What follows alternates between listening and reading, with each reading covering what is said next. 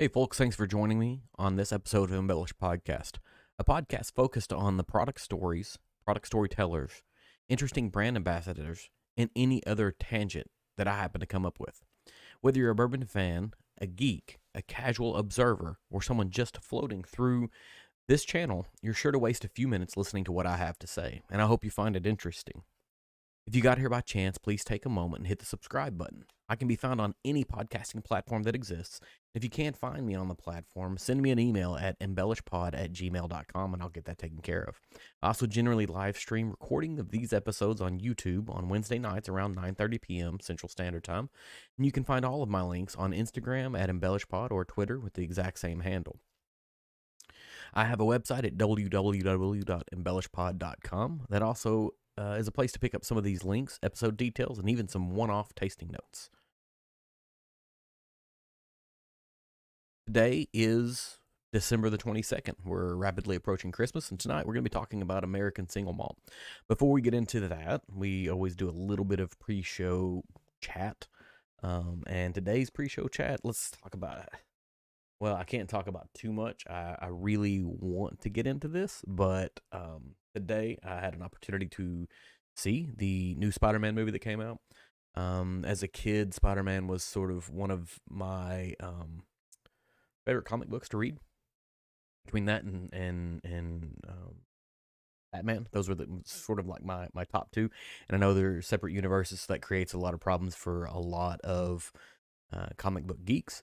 But, you know, I really kind of attached to that. And so I've followed this series, and I'll say that this movie, without any spoilers, is both fantastic and awful at the same time. A lot of the reasons that make it great also sort of make it painful.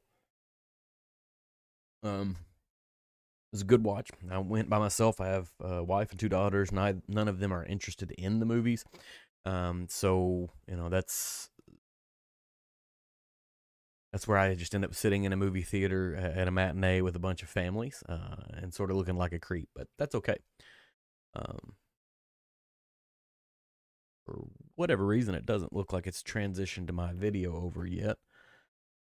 Trying to watch on the YouTube side of things. Maybe it is. That's why. Yep, it was paused. Sorry.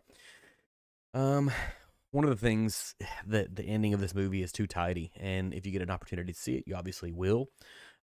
There's some, post-credits scenes that are going to give some insight into things in the future, which is something that Marvel always does. I saw a meme. It was like, a bunch of people sitting in a movie theater 20 minutes after the movie was over because we're all waiting on the next Marvel end scenes.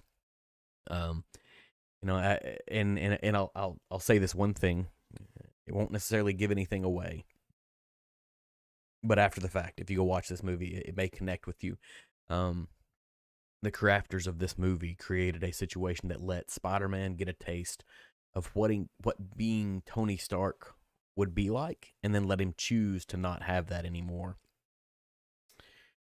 Like I said, it was a really tidy ending. You get, you've seen all of the villains, so there's no surprises there.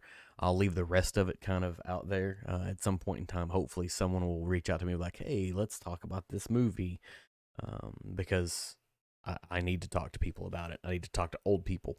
I have a kid that I work with, and he's probably 24 years old, and I'm on, the inverted dyslexic version of that, whatever you want to call it. It's hard to talk to him.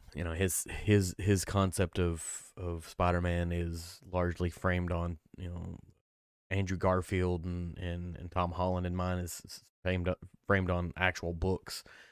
There's a stack of them underneath this desk right now that I happen to dig back out because of the Venom and Carnage series. That was one of my favorites. And that movie that just came out, I wanted to relook at those before I watched the movie, which was an okay movie as well. If you happen to catch this week's earlier episode, I live in Western Kentucky, very, very close to the communities that were impacted. If you haven't watched the previous video, please hop back to that. Go give it a look. There's some really important links that are inside the show description of that. An opportunity to help people to be able to do the things that this particular community is really, really good at, and that's making sure folks that are taken care of. But today, today's episode, we'll actually get into it. May try to run short. I was overwatching the Mash and Drum, and I may try to burn through this one relatively fast, so that way I can go back and watch it some more while they're still live streaming. It was a good episode, or good series, video. I don't know what you call it. I'd hope to have some solid information from TTB around American Single Malt for this episode. I've been planning it since last month. I read some indication that TTB was going to be potentially publishing some standards of identity for American Single Malt Whiskey in the United States that was brought to them by the American Single Malt Whiskey Commission, which we've talked about before in other episodes. And they had indicated they were going to make a ruling this month, and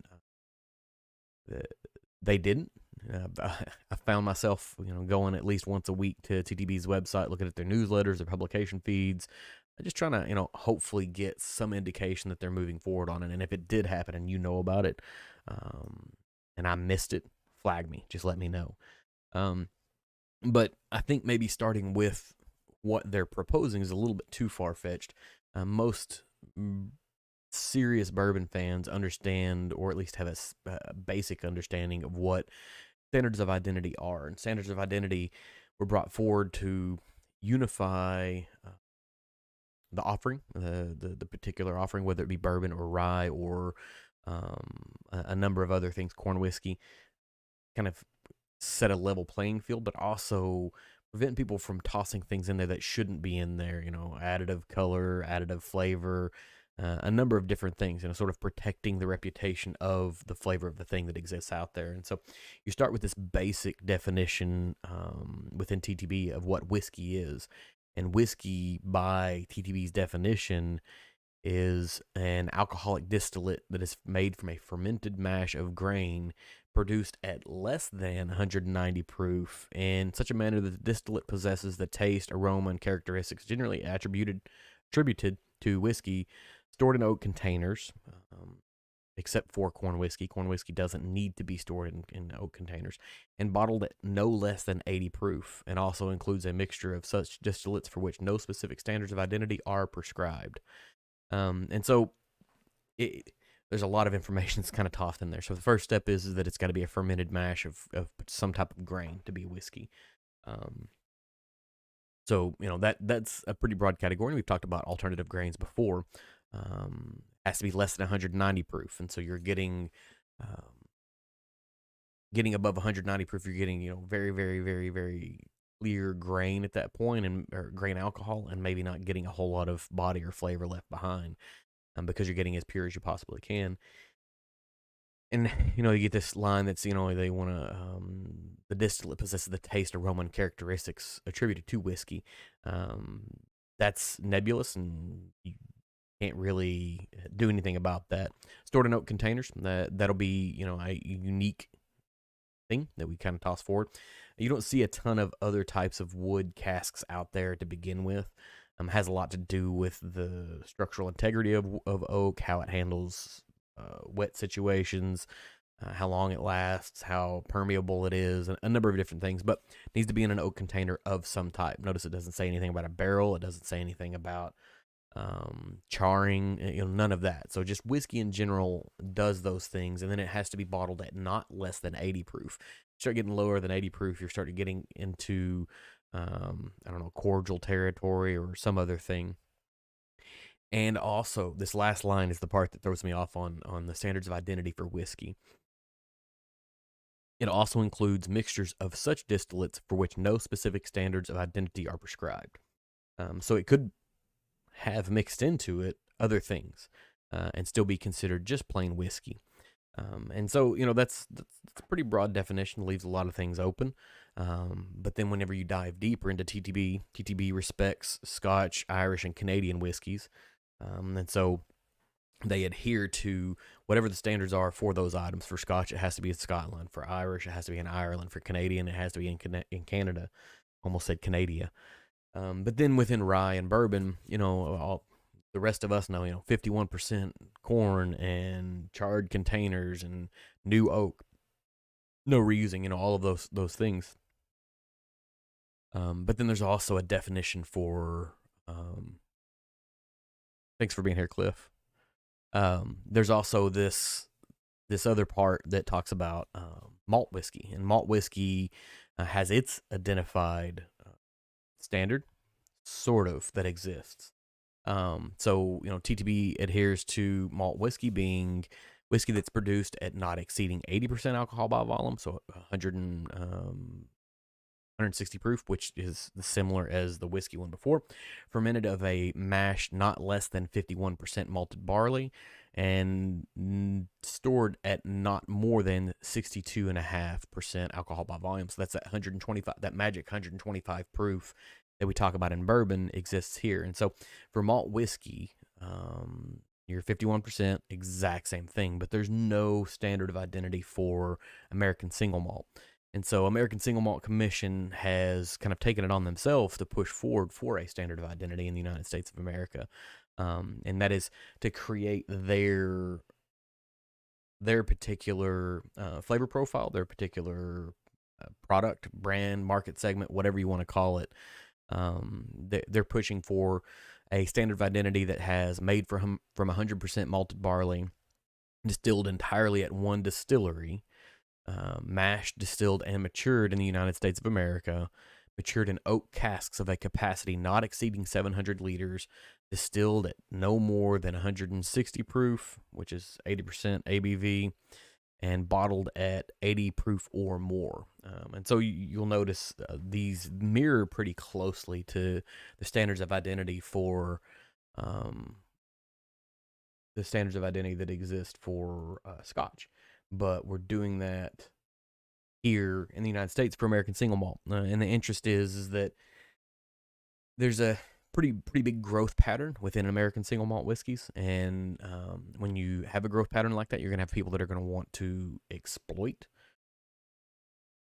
any loophole they possibly can. And the fact that American single malt is not identified, you could be 51% malted barley in there and 49% corn and still call yourself an American single malt because there's not a standard of identity. They're coming at huge rates. Like I think looking at like 20-25% growth. You're seeing a lot of distilleries are exploring that as a new place to be because bourbon is becoming a crowded marketplace. There's distilleries popping up. There's thousands of distilleries across the United States when there was only a couple of hundred several years ago. So what's next? Some people are going the way of cognac and Armagnac. They think that's the next big thing, but I think within the American marketplace, American single malt is it.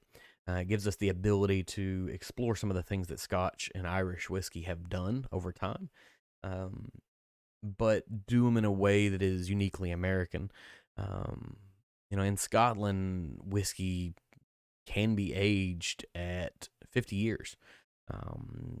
It may only lose 1% of its volume by year in Scotland due to its climate. Whereas if you leave a barrel of bourbon on the ground here in Kentucky or, some single malt in Virginia or anywhere else, it's going to be bone dry after 25 or 30 years, or at least very, very close to it. It may have something that looks more like old coffee than it looks like whiskey. And it just has to do with climate differences, heat swings, temperature changes, and the fact that we're just closer to the equator than Scotland and Ireland are.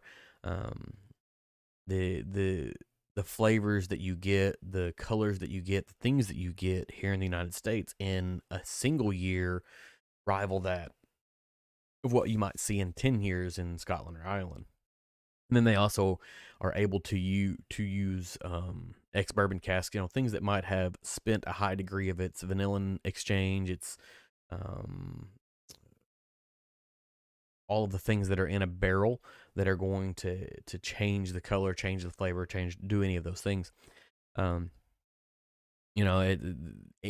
countries, I talked about Australia before with the guys over at Starward, where they can only age for 4 years unless they do something pretty severe. In Texas, you've got people like Still Austin who are doing if I remember correctly, I think it's called slow water reduction, where they're adding water back in every year to try to keep the proof at a reasonable amount so it can continue to age. Because as it decreases in volume, it increases in proof generically, and then it's going to extract differently as a result. And so you have these groups of people. They're saying, hey, let's push for a standard of identity.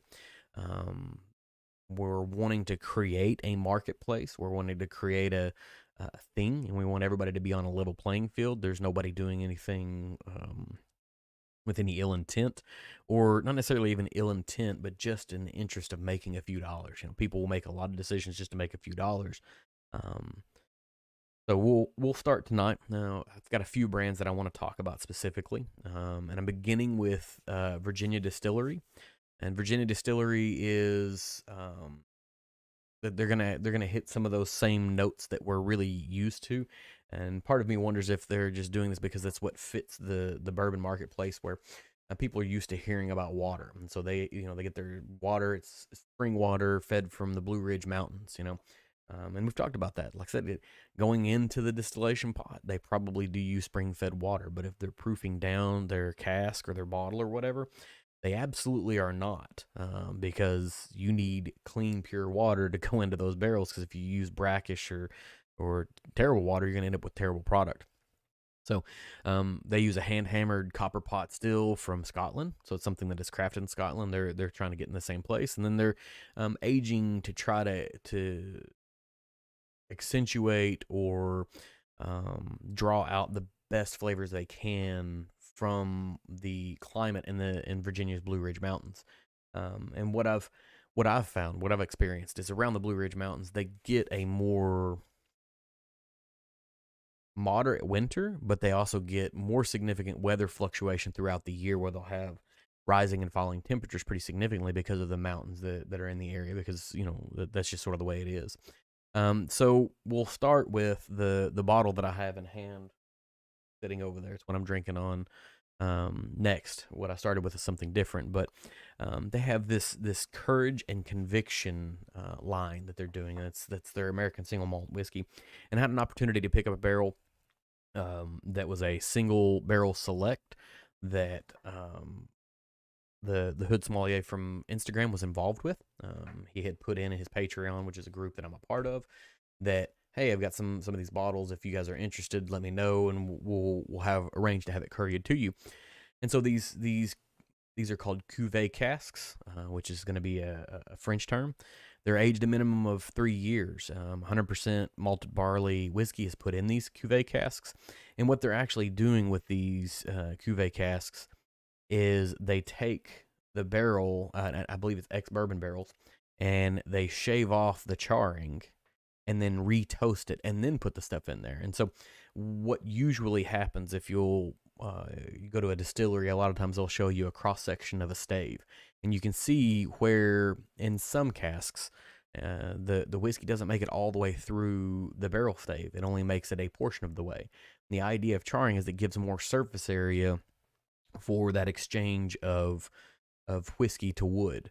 And so I guess what the idea is that by shaving off the existing char and then re-toasting it, you're activating some of those wood flavors that you want, and removing some of what would be considered the spent charcoal. And you're also removing some of that purification that happens. I mean, that's the reality, is that most of your color is not going to come from charcoal.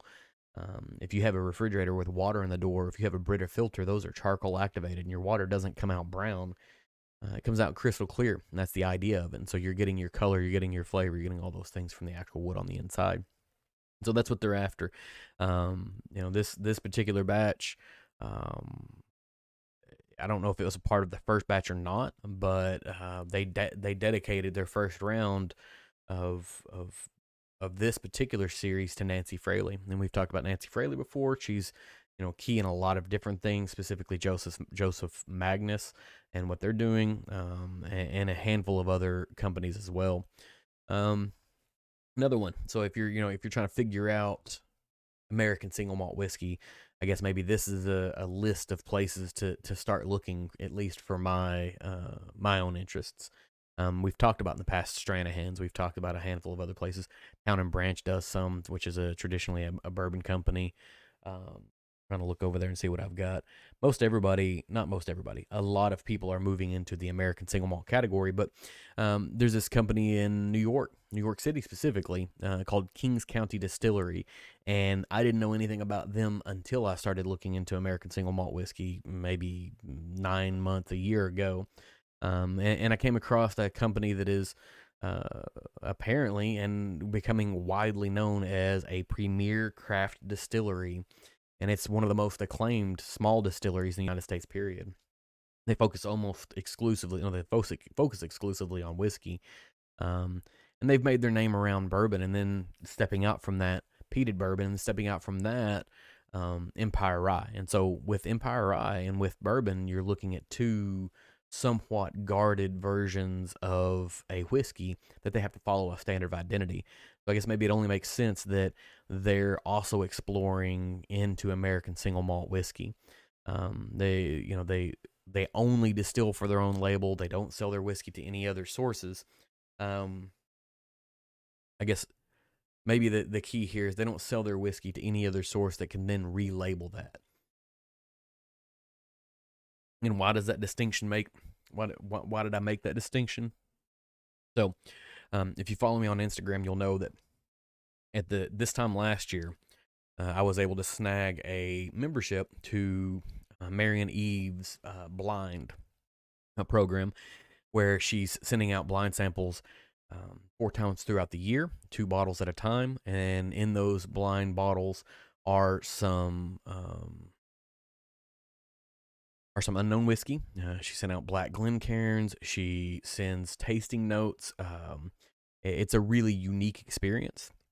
But what she revealed here in the last month or so, a couple of weeks, is that every one of these samples is actually directly correlated to a distillery, and a non-Kentucky distillery to be specific.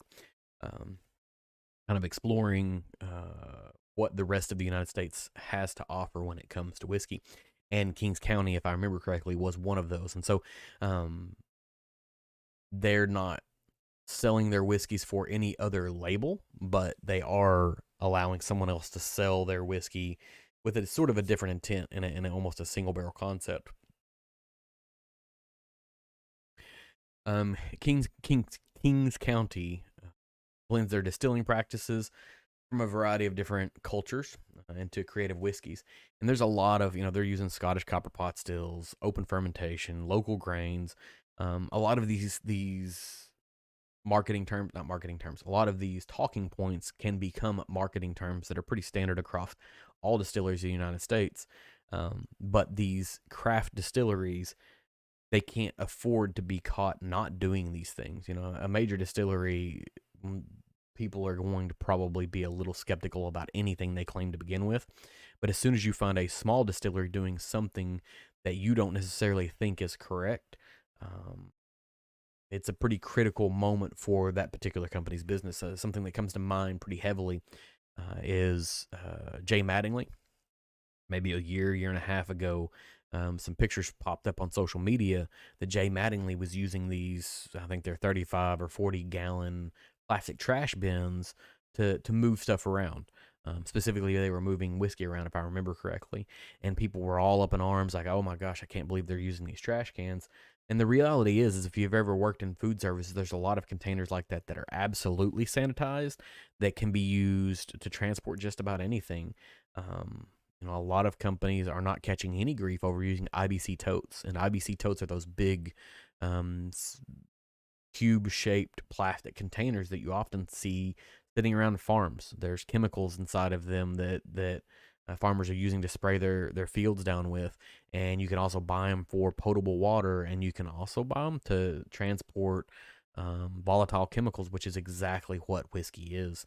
So if they're taking appropriate measures, there's nothing really wrong with that other than your perception of, oh my gosh, this is terrible. And so all of that to say, if you get caught doing something that the American consumer thinks is a little bit weird, you may be in significant jeopardy, and you sort of have to weather that storm. And so they can't afford to say, We use Scottish copper pot still as an open fermentation and then not actually do it. If somebody shows up and catches them, they're going to pop it on social media. It is going to be what it is. But Kings County has made a significant name for themselves. They have been named the Distillery of the Year in the past. Started with, I think, a 400 square foot location, and then they've grown into something much more significant since then. And they're on the, I don't know if upper end of the pay scale is what I'd really get at there, but they offer some relatively expensive bottles. Of course, they're in the craft distilling side of things, so things are going to generically be more expensive. And then moving from that, there's Great Wagon Distilling. So Great Wagon Distilling is living in that American single malt, whereas the previous two we've talked about are rooted very, very much in Scotch whiskey. This one is going to be, Great American Distilling, and then their particular line, Rua, I assume that's how you pronounce it, is going to probably follow something closer to Irish whiskey. They're founded by an Irish native. His name is Oliver Mulligan, and it's the oldest distillery in North Carolina, or in Charlotte, North Carolina specifically. Has a speakeasy, does a whole lot of different things that are going on, but their purpose is to continue a tradition of celebrating passionate independence everywhere. They want to create spirits that are artful, and they want to be craft. And they want to celebrate the preservation of Great Wagon Road pioneers and contemporary trailblazers alike. Rua specifically is a Gaelic word for redhead, and if you buy a bottle of Rua of any type, it has a pretty standard red hue to it. So that kind of goes hand in hand here. It's only has 3 ingredients. It has 100% organic and non-GMO 2-row Pilsner barley, spring water from North Carolina Blue Ridge Mountains, so we're hearing that story again, and yeast, and that's it. That's all they've got going on here. They do use the Char 3 American white oak barrels that are going to be pretty standard in the bourbon game, vanilla caramel, and it feels like this is probably the way to get into, given it's what they're doing, given how they're treating it, this is probably the way to get into American single malts if you are a bourbon fan. What the Cuvée cask is doing, what some of the peated stuff that Kings County is doing, and then we're going to talk about Westward next. Some of the things that Westward is doing, or Stranahan's, or even the Colorado whiskey from 291, which has the 291 Colorado whiskey, which has a almost an American single malt feel to it. They may not be the best place to begin. They're absolutely a place you have to go along your path, but you don't necessarily start there. This may be a great place to start. And then the last one that I'm going to have tonight specifically is going to be Westward. And whenever I came across Westward, when you start looking at American single malts, you see Westward and West. Can't remember what the other West one is. Westland, maybe. They're pretty, ubiquitous in this particular brand. But Westward has, and I've been able to hear a number of podcasts with them on it, and someday I would love to absolutely talk to these guys. But they're founded in a location, well, I guess they're crafted in a birthplace of a lot of craft brewing, a craft beer brewing specifically. And from what I've understood, they're founding themselves in a principle that if you start with a bad beer, which is effectively what the beginning of distillation is that you're creating a beer that becomes a low one, then becomes your white dog that then goes into the barrel. They don't believe in shortcuts. They believe in making a good quality beer that if you were to actually just go ahead and turn it into a beer, it would be something people would drink. And they pay attention to their very slow process. They are effectively brewing an artisanal American ale, locally malted barley, ale yeast, and low temperature fermentation. So taking a little longer to do what they need to do than a lot of other places, but many people that do a slow fermentation or a slow aging, whatever, they feel like it is it's taking its time in converting flavors in a more useful fashion than in a more efficient fashion. They do their distillation. They distill twice through some low reflux pot stills. So we're still talking about pot stills. And like I said, I think you'll probably keep the idea of pot stills being in place for most American single malt whiskey as well. And then they're putting their distillate into mature, they're trying to get it to mature in lightly charred American oak barrels. The idea to impart the appropriate amount of flavor to match up to what they're doing. The one that caught my attention the most, and the one that I have over here, actually in my glass at this moment right now, is their Pinot Noir finish.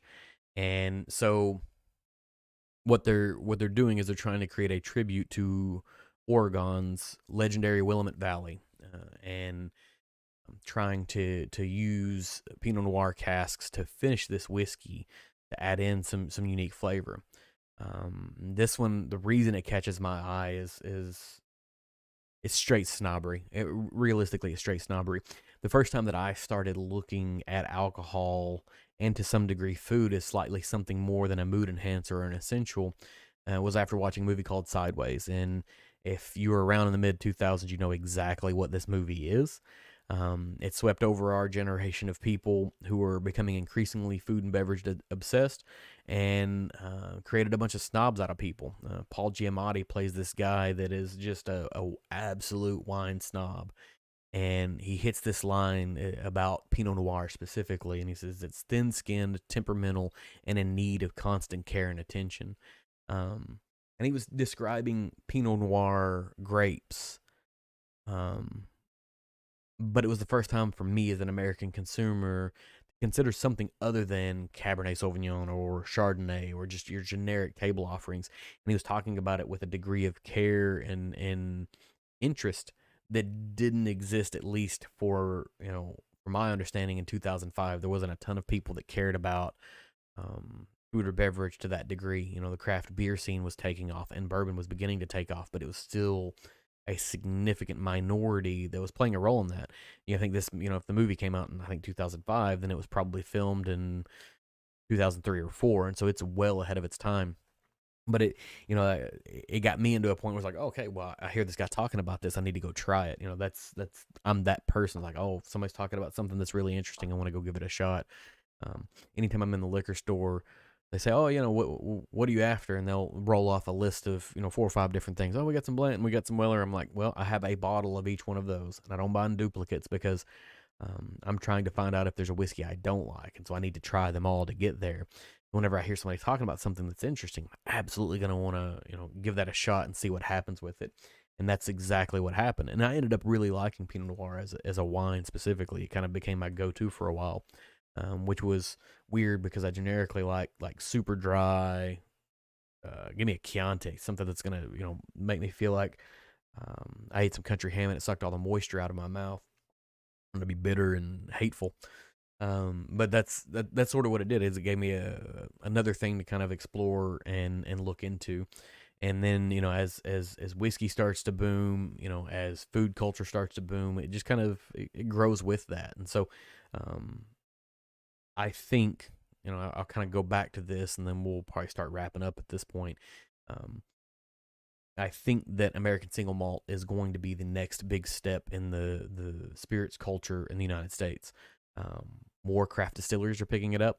Major distilleries are starting to look at what it's going to take to be able to be in this marketplace. But the reality is that I think something like American Single Malt is going to be the craft distillers' go-to. It's their place to really explore and do new and unique things. And the fact that they can create their own standard of identity right now is really sort of interesting. Like, they're able to write their own future in the same way that bourbon was able to, 40 years ago or whatever it was, whenever they started setting standards of identity for bourbon, and they started changing some of those rules to meet what they wanted to do in the marketplace to begin with. So thanks for joining me tonight or today or whenever you happen to catch this. I hope you found this episode entertaining, and if you did, please leave me a review on whatever platform you have to be consuming this on. Leave a comment if possible. Hit me up on social media or Twitter or Instagram using Embellish Pod. Give me a follow. You can let me know what's going on. Tell me what you like, what you don't like. Leave a review anywhere. I don't care if it's bad. Just let me know, like, oh, I'm interested in this. Oh, I like this. Or, no, I don't like this. I don't like what you're doing. I think you're terrible. That's all fine. I have thick skin. You don't do this. Um, if you're going to get your feelings hurt the first time somebody tells you what they did was terrible, I can be found at www.embellishpod.com with all of my links, accounts, contact details, whatever. I'll be back again next week with a new offering for you. And next week is going to be a fun episode. I've actually got to do a little bit more work to make this happen, but I'm going to have Robbie and Cole from Chill Filtered Podcast on. We're going to be doing a blind tasting of a couple of whiskeys that I absolutely know that they've never had before. And the fun thing about, and we'll probably talk about constructing blinds and what that is and any other thing that we happen to talk about. I usually try to stay around 35 minutes, but with these guys, I'm going to just let the clock run. We'll talk until we're done talking. I don't have anywhere to be. It's going to be in the middle of the day on like a Tuesday. We're all off work. We'll just sort of see what happens. But we'll talk about what it means to do a blind. And one of the great things about hosting a blind with people is that you get to pretend like you know something, because I know what it is and I know what the notes are supposed to be based off of what everyone in the world told me. But I get to walk these two guys through it who I believe have good palates and have the ability to identify stuff. And I don't have to pretend like I know anything because I've got it all written down. So until then, if you get an opportunity, absolutely join us. Thanks for hanging out tonight.